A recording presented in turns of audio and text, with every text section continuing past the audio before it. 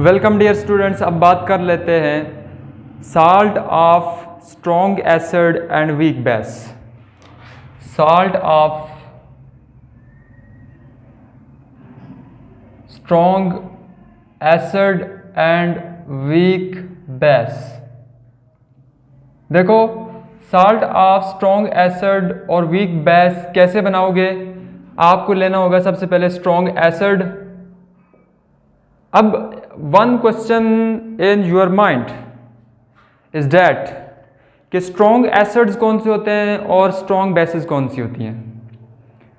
ठीक है, weak acids कौन से होते हैं, वीक बेसिस कौन सी होती हैं, हमें कैसे याद रहेगा? तो आप लोगों को यहां पर देखना पड़ेगा। देखो, जब किसी बेस के साथ, जब कभी भी किसी बेस के साथ, बेस वो सब्सटेंस होता है जिसके पास हाइड्रोक्सिल आयंस होते हैं। जब किसी बेस के साथ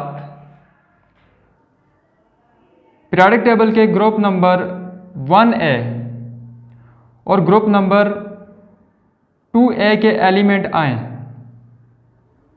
जब कभी भी किसी बेस के साथ के हाइड्रोक्सिल के साथ ग्रुप 1A और ग्रुप 2A के एलिमेंट्स आ जाएं, तो वो जो बेसिस होंगी वो होंगी स्ट्रॉन्ग बेसिस। ये याद रखना है आपने, वो क्या होंगी? स्ट्रॉन्ग बेसिस होंगी। फॉर एग्जांपल, जैसे आपके सामने है NaOH। अब यहाँ पर जो सोडियम है वो पहले ग्रुप से बिलोंग कर रहा है। जैसे आपके पास है CaOH होल ट्वाइस। अब ये बेस स्ट्रॉन्ग क्यों है? क्योंकि यहाँ पर दूसरे पीरियोडिक टेबल के सेकंड 2A ग्रुप से यहाँ पे एलिमेंट आया हुआ है, तो ये स्ट्रॉन्ग बेसिस होती हैं। इनके अलावा बाकी जितनी भी बेसिस होंगी वो सारी की सारी वीक बेसिस होंगी। All other bases are weak bases. All other bases are weak bases. All other bases are weak bases. तो एक पॉइंट यहाँ पे आपने याद रखना है। अब सेकंड पॉइंट क्या याद रखना है?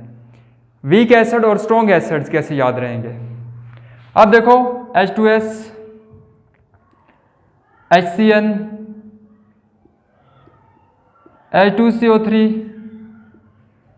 HF, CH3, COOH, ये सारे कौन से एसिड हैं? ये सारे के सारे वीक एसिड्स हैं। कौन से एसिड हैं? ये वीक एसिड्स हैं।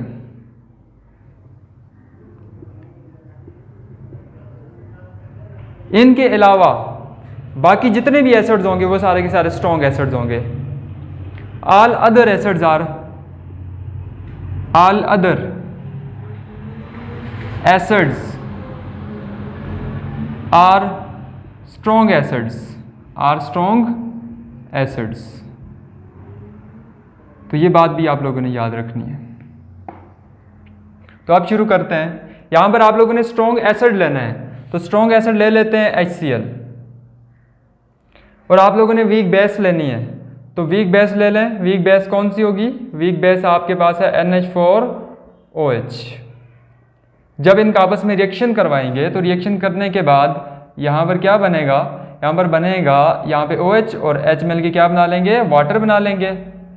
और NH4 और Cl आपस में मिलकर क्या बना लेंगे? NH4Cl बना लेंगे। अब देखो, साल्ट बना और वाटर बना। ये जो साल्ट है, ये साल्ट स्ट्रॉन्ग एसिड और वीक बेस का है। अब इस साल्ट को वाटर में आयोनाइज करवाएंगे और देखेंगे कि साल्ट हाइड्रोलिसिस होगी या नहीं होगी। कैसे पता चलेगा कि साल्ट हाइड्रोलिसिस होगी या नहीं होगी? जब साल्ट का कैटाइन या एनाइन वाटर के साथ रिएक्शन कर ले और वाटर के बॉन्ड को ब्रेक करके सॉल्यूशन की पीएच को चेंज करे, या उसको एसिडिक बना ले या उसको बेसिक बना ले, तो इसको हम बोलते हैं कि उस साल्ट की हाइड्रोलिसिस हो चुकी है। उस साल्ट की हाइड्रोलिसिस हो चुकी है। देखो, NH4Cl, साल्ट तो स्ट्रॉन्ग होते हैं, स्ट्रॉन्ग इलेक्ट्रोलाइट्स होते हैं, यानी ये तो 100% आयोनाइज हो जाते हैं। तो यहाँ पर क्या होगा? NH4+1 बनेगा, साथ में क्लोराइड आयंस बनेंगे। देखो, अगर यहां पर आप लोगों ने 20 मॉलिक्यूल्स लिए हैं यहाँ पर, तो 20 और ये भी 20 बनेंगे। इसके 1 मोल से इसके 1 मोल, इसके 1 मोल बनते हैं। अगर इसके 20 हों तो इसके भी 20 बनेंगे, इसके भी 20 बनेंगे। तो ये स्ट्रॉन्ग इलेक्ट्रोलाइट है। जितने मॉलिक्यूल थे वो सारे के सारे क्या हो जाएंगे, टूट जाएंगे और वाटर के अंदर क्या बना लेंगे, कैटाइन और एनाइन बना लेंगे। अब देखो वाटर का, इस साल्ट का कैटाइन, इस साल्ट का कैटाइन, इस साल्ट का कैटाइन स्ट्रॉन्ग होगा या वीक होगा? मैं से कह रहा हूं ये स्ट्रॉन्ग है। पता है क्यों स्ट्रॉन्ग है? स्ट्रॉन्ग इस वजह से है क्योंकि यहां पर ये वीक बेस से आया हुआ है, वीक बेस से आया हुआ है, इस वजह से ये स्ट्रॉन्ग है। यहां पर क्लोरीन ये वीक है। ये वीक क्यों है? क्योंकि ये वीक एसिड से आया हुआ है, सॉरी स्ट्रॉन्ग एसिड से आया हुआ है, इस वजह से ये वीक है। वीक स्ट्रॉन्ग, वीक स्ट्रॉन्ग, इनका आपस में अपोजिट रिलेशनशिप होता है। अगर ये स्ट्रॉन्ग है तो ये क्या होगा, ये वीक होगा। अगर ये वीक है तो ये क्या होगा, ये स्ट्रॉन्ग होगा।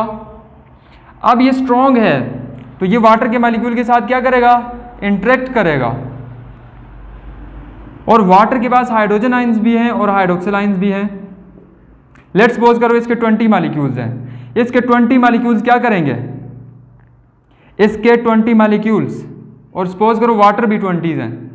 अब ये 20 मॉलिक्यूल्स इसके 20 OH आइंस को अपने पास ले लेंगे, NH4OH, ये 20 बन जाएंगे। देखो इसके 20 मॉलिक्यूल्स ने इसके 20 हाइड्रोक्सिल ले लिए, तो आपके पास सॉल्यूशन के अंदर हाइड्रोजन आइंस बच गए जो कि कितने हैं, 20 नजर आ रहे हैं यहां पर। अब देखो 20 हाइड्रोजन आइंस यहां पर प्रोड्यूस हो चुके हैं। अब ये आपके सामने क्या है, वीक बेस है। तो वीक बेस क्या होती है, वीकली आयोनाइज होती है, पार्शियली आयोनाइज होती है। अगर ये आयोनाइज हो भी जाए, अगर ये आयोनाइज हो भी जाए, जब कभी भी कोई सब्सटेंस वीक होता है तो उसके लिए हम डबल एरो शो करते हैं, ये वीक है। अगर ये आयोनाइज हो भी जाए तो इसके 20 मॉलिक्यूल्स में से लेट्स सपोज करो NH4 एक बना और OH भी कितना बना, एक बना। यानी इसके 20 मॉलिक्यूल्स में से सिर्फ इसका एक और इसका भी एक बन गया, यानी 20 में से सिर्फ 1 मॉलिक्यूल टूट गया। क्यों? NH4OH जो है वो वीक बेस है। अब इसका एक हाइड्रोक्सिल, सॉरी इसका एक हाइड्रोक्सिल यहां पर बना और इसके पास यहां पर हाइड्रोजन हैं। इसका एक हाइड्रोक्सिल इस 20 में से एक हाइड्रोजन के इफेक्ट को कैंसिल करेगा, बाकी कितने हाइड्रोजन रह जाएंगे, 19 हाइड्रोजन। यहां तक बात समझ आ गई है? तो इस रिएक्शन से पता चलता है कि सॉल्यूशन के अंदर हाइड्रोजन आयन की कंसंट्रेशन ज़्यादा है और हाइड्रोक्सिल आयन की कंसंट्रेशन बहुत कम है। तो ये सॉल्यूशन कैसा होगा, ये सॉल्यूशन एसिडिक सॉल्यूशन होगा। ये सॉल्यूशन क्यों एसिडिक सॉल्यूशन होगा,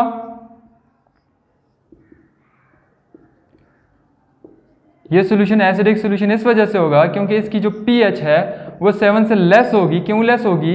क्योंकि सॉल्यूशन के अंदर जो है हाइड्रोजन आइंस पड़े हुए हैं ज़्यादा तादाद में और हाइड्रोक्सिल आयन तादाद बहुत कम है। अब यहाँ पर जो साल्ट का कैटाइन था उसने रिएक्ट कर लिया और वाटर के साथ रिएक्ट करके हाइड्रोक्सिल आयन को गेन करके हाइड्रोजन आयंस को रिलीज कर दिया वाटर के, यानी वाटर के हाइड्रोजन और OH बॉन्ड को ब्रेक किया और सॉल्यूशन को एसिडिक बना लिया। इसका मतलब साल्ट हाइड्रोलिसिस हो गई है। लेकिन साल्ट हाइड्रोलिसिस कैटाइन ने करवाई या एनाइन ने? तो कैटाइन ने करवाई। कैटाइन ने क्यों करवाई साल्ट हाइड्रोलिसिस? क्योंकि कैटाइन जो था वो स्ट्रॉन्ग था। अब आपके पास यहाँ पर इसका एनाइन है, लेट्स सपोज ये क्लोरीन है, अब ये वीक है, ठीक है, ये वाटर के साथ रिएक्शन नहीं करेगा। और अगर वाटर के साथ रिएक्शन कर भी लिया तो क्या करेगा, वाटर के साथ रिएक्शन करके क्या फॉर्म करेगा, HCl फॉर्म करेगा और साथ में क्या बनाएगा, OH आइंस बनाएगा।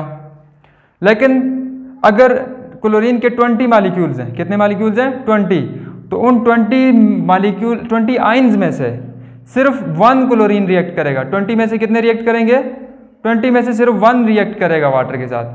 तो इसलिए हम इसको वीक कंसिडर कर रहे हैं। अगर HCl का एक मॉलिक्यूल बन भी गया, 1 मोल मॉलिक्यूल बन भी गए, तो वापस HCl क्या हो जाएगा, सॉल्यूशन में टूट के आइंस ही बना लेगा। क्यों?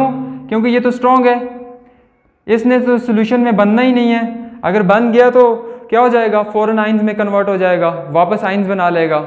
तो हम ये समझेंगे कि HCl बना ही नहीं है और क्लोरीन ने वाटर के साथ क्या हुआ है, रिएक्शन किया ही नहीं है। हालांकि रिएक्शन किया था, HCl बना भी था, लेकिन HCl इतने वापस टूट गया क्योंकि ये स्ट्रॉन्ग था। हमें पता चला कि वाटर की हाइड्रोलिसिस नहीं हुई है, एनाइन ने वाटर की हाइड्रोलिसिस नहीं की है, हमें ये पता चलेगा यहाँ से। तो अब सोल्यूशन क्या होगा, एसिडिक सोल्यूशन होगा, इसकी pH 7 से कम होगी। अगर pH 7 से कम होगी तो एसिडिक सोल्यूशन होगा। तो इस pH को मेजर करने के लिए कोई फार्मूला है आपके पास? तो फार्मूला आपको बता देता हूँ यहाँ पर, pH is equal to half pKw minus half pKb minus half log of concentration of salt. यहाँ पर साल्ट को जब आप लोगों ने वाटर में डिजॉल्व किया था तो इसकी कंसंट्रेशन यहाँ पर मैंने लेट्स सपोज अगर 20 ली थी, तो यहाँ पर CS कंसंट्रेशन ऑफ साल्ट आप लोगों ने पुट करना है। यहाँ पर pKb नेगेटिव लॉग लेना है KB का, नेगेटिव लॉग लेना है KW का, तो आपके सामने क्या आ जाएगी, इस सोल्यूशन की pH आ जाएगी। अब इस सोल्यूशन में हाइड्रोजन आयन की कंसंट्रेशन ज़्यादा है। अगर आप pH के बजाय हाइड्रोजन आयन की कंसंट्रेशन को कैलकुलेट करना चाहते हो तो आप इस तरह फार्मूला लिख सकते हो कि hydrogen ion concentration is equal to under root of KW divided by KA multiply by CS concentration of salt. तो हाइड्रोजन आयन कंसंट्रेशन को कैलकुलेट करने के लिए और pH कैलकुलेट करने के लिए जब आपके पास स्ट्रॉन्ग एसिड और वीक बेस का साल्ट हाइड्रोलाइज करेगा वाटर के अंदर, यहाँ पर करेक्शन कर लीजिएगा कि अगर आपके पास स्ट्रॉन्ग बेस और वीक एसिड का के लिए जो हाइड्रोक्सिल की आप कंसंट्रेशन कैलकुलेट कर लोगे, वो किस चीज़ के बराबर हो जाएगी, under root of KW divided by KB into concentration of salt. तो ये फार्मूला यूज़ करना है यहाँ पर आप लोगों ने जब वीक एसिड और स्ट्रॉन्ग बेस का साल्ट होगा। ये प्रीवियस वीडियो में हम लोगों ने कर लिया है। अब यहाँ पर ये था salt of strong acid weak base. Next video